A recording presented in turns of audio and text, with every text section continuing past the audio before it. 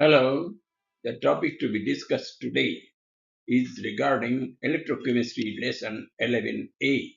And here we have to discuss or talk about electrolytic cells and electrolysis. Electrolytic cells क्या होती हैं, electrolysis से क्या मतलब है, हमें ये आज जानना है.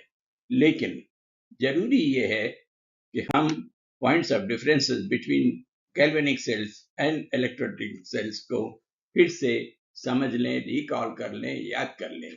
तब हमके हमारे लिए ये सरल होगा कि इलेक्ट्रोलिटिक सेल को हम ठीक प्रकार से समझ सकें.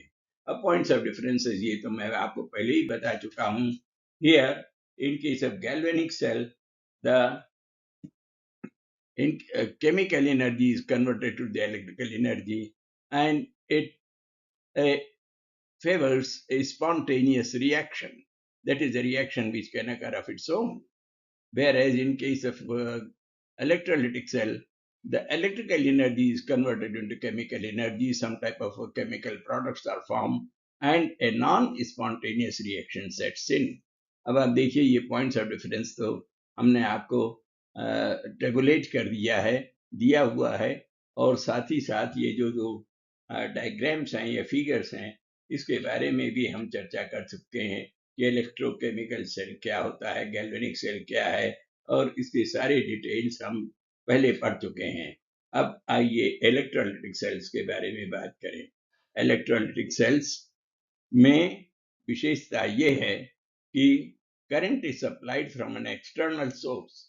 बाहर से हमें एक डायरेक्ट करंट सोर्स लगाना पड़ता है, और दो इलेक्ट्रोड जो कि अलग अलग भी हो सकते हैं, मेटल्स के या उसी प्रकार के मेटल के हो सकते हैं, लेकिन उसी सोल्यूशन में इमर्स रहते हैं, डूबे रहते हैं. Current is supplied by an external source to drive a non-spontaneous reaction, oxidation reduction reaction. वो रिएक्शन यहाँ भी है, और जैसा कि आर्हीनियस थ्योरी में हमने पढ़ा है, जबकि कोई भी इलेक्ट्रोलाइट डिसॉल्व किया जाता है तो उसमें आयंस बन जाते हैं, और वो आयंस दो प्रकार के होते हैं, cations and anions. Anions are negatively charge, cations are positively charge. और जैसा कि हम आर्हीनियस थ्योरी में जान चुके हैं that cations move to cathode. वो इलेक्ट्रोड जो कि नेगेटिव इलेक्ट्रोड होता है इलेक्ट्रोलाइटिक सेल में, वो कैथोड होता है, और कैटायन कैथोड की ओर जाता है, और वहां पर कुछ रिएक्शन हो सकते हैं, या वो डीआयोनाइज होकर के मेटल पर डिपॉजिट हो सकता है. उसी प्रकार से एनायन एनोड की ओर जाता है, और यह तो हम मेटल से रिएक्ट कर सकता है, एनोड मेटल से, या वो खुद ही डिकम्पोज हो सकता है. It depends upon the conditions. तो देखिए ये तो खास बात इसमें ये है, इलेक्ट्रोलाइट एक में ही कैथोड और एनोड दोनों इमर्स रहते हैं, डूबे रहते हैं, और ऑक्सीडेशन रिडक्शन रिएक्शन यहाँ भी होता है. और the most important is that we supply electric current, of course direct current, from the external source, normally a battery, an accumulator. अब आप देखिए, और उसके कारण कुछ डिपॉजिट्स हो जाते हैं, जो सब्सटेंस बनता है ऑक्सीडेशन या रिडक्शन से, वो उस पर जमा हो जाते हैं इलेक्ट्रोड पर, और उसको credits to Faraday, who has given his law which is known as Faraday's laws of electrolysis, Michael Faraday in 1833. और हमको उसी तरह से इसको याद करना पड़ेगा. बिल्कुल इन्हीं शब्दों में Faraday's law states that the amount of chemical decomposition is directly proportional to the quantity of electricity passed through an electrolyte. ध्यान दें, quantity of electricity represents the charge, not the ampere, and quantity of electricity and the weight of the substance deposited, let it be W, then W is proportional to the quantity of electricity, which is normally given by Q, and Q is equal to current strength multiplied by the time in seconds. And then we have to put up a constant here. Therefore, our mathematical expression becomes W is equal to ZIT, or somewhere we can call it as ZCT also. But correctly it is known as ZIT. अब ये सारी representations जो यहाँ पर दिए गए हैं इस इक्वेशन में हमने यहाँ डिस्क्राइब कर दिया. And Z is electrochemical equivalent, which means that the weight of the substance deposited when 1 ampere current is passed for 1 second.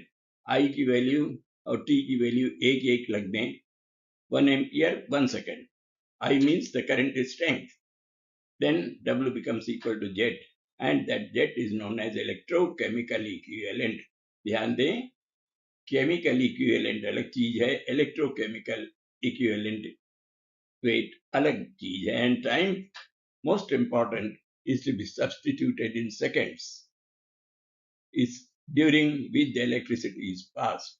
Total charge will depend upon the current strength into time in seconds. तो ये तो हुआ Faraday का first law. और Faraday का एक और नियम है, that is second law. When the same quantity of electricity is passed through different electrolytes, then the masses or weight of the different substances or ions liberated at the electrode are directly proportional to their chemical equivalent weight. ध्यान दें, chemical equivalent weight हम पढ़ चुके हैं, that is equal to molar mass divided by the number of valence electron or valency. तो इसको हम mathematically भी इस प्रकार से रिप्रेजेंट कर सकते हैं. अब ये मैथमेटिकल रिलेशन तो हमने आपको यहाँ पर बता दिया, that suppose, लेकिन सबसे जरूरी चीज ये है, same quantity of electricity has to be passed. Means current strength या बैटरी से जो करंट एक इलेक्ट्रोलाइट से पास हो रही है वही दूसरे इलेक्ट्रोलाइट से पास होगी और वही तीसरे इलेक्ट्रोलाइट से पास होगी. Mean these are connected in series. तो दो इलेक्ट्रोड जो अलग अलग हैं, प्रत्येक इलेक्ट्रोलाइट भी अलग है, जैसे यहाँ पर दर्शाया गया है, it is silver nitrate, copper sulphate and ferric chloride. तो यहाँ पर जब करंट हम पास करेंगे अलग अलग इलेक्ट्रोलाइट से, तो यहाँ पर तो सिल्वर डिपॉजिट होगा सिल्वर नाइट्रेट से कॉपर डिपॉजिट होगा कॉपर सल्फेट से, एंड फेरिक क्लोराइड में give out iron and chlorine may be obtained. So that way, according to Faraday's first law, if W is the amount of substance passed through an electrolyte 1, W2 is the amount of substance 1 which is an electrolyte pass 2. हमने electrolyte का नाम नहीं दिया, 1 2 कह दिया. W1 upon W2 will be equal to E1 upon E2. E1 upon E2, E1 is the equivalent weight. Equivalent weight is equal to molar mass upon valency. ये तो हमको मालूम है, और यही चीज इस फिगर में भी एक्सप्लेन की गई है, दर्शाई गई है. तो इस पर ध्यान दें, इस पर हमें कई प्रकार के सवाल करने होंगे, or we shall take it up gradually. Now, next time we shall take up electrochemistry again, and that will be our lesson 11B. Here we shall take up the product of electrolytic dissociation. जब हम electrolysis करते हैं तो क्या होता है, कुछ products प्राप्त होते हैं. कौन सा प्रोडक्ट किस इलेक्ट्रोलाइट के डिसोसिएशन से किस इलेक्ट्रोड के अनुसार प्राप्त होगा, ये हमको विशेष रूप से जानना समझना बहुत जरूरी है. So we should take it up next time. Okay, thank you.